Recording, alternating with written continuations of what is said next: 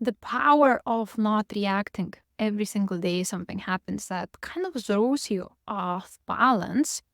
And usually we react to it. We might get angry, we might get frustrated, we might start feeling fear. But more we feel those lower type of emotions, worse the outcome becomes.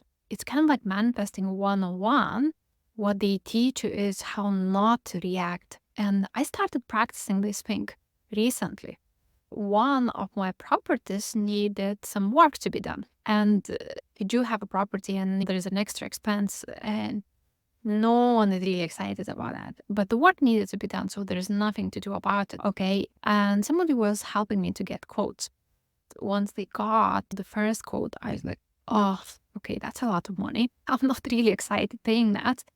But I kind of chose not to react. I thought, okay, why don't you just go and see, maybe you can get another quote? Okay. So what happened? That person went off, and next day they came back to me and they got a quote which was 50% cheaper. So I was like, that's brilliant. All right.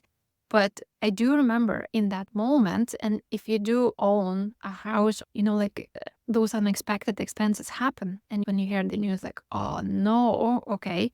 And you can apply it in business setting as well when something happens. If you train yourself not to react or kind of become very indifferent when you hear the news that aren't really in favor to you, okay, the outcome is going to be better and better. The solution is kind of gonna present itself.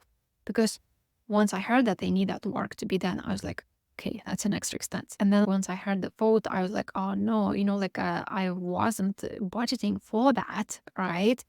But I kind of chose, no, in manifestation, they teach not to react.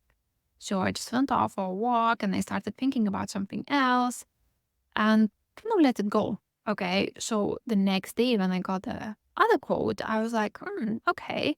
And I was happy with that because it's a significant improvement.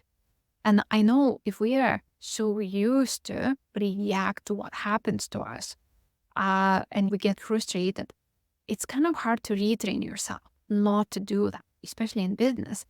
But I invite you to start doing it with smaller things. Okay, things that maybe trigger you off, but aren't that really important, because things that are super important and we've been in that reactive mode all the time, I believe it takes a bit of inner work to change that. Okay, so it might be a supplier, it might be a customer that kind of like throws you off the balance. Okay, but why don't you try to observe the situation from a neutral point of view? Okay, and especially if it's not something that requires your immediate attention, observe it and then go and do something else and see what happens. I bet it's either the situation will solve itself or the solution will present to you, and it won't be that difficult or it won't be that expensive, okay, or it won't take a lot of effort. I thought this is really important. It's something I'm starting to practice in my life more and more when I'm expecting sort of negative news. Okay. So see if you can do the same thing. And maybe you're already doing that. I would be interested in hearing that. Thanks for watching, and I'll see you again. Bye.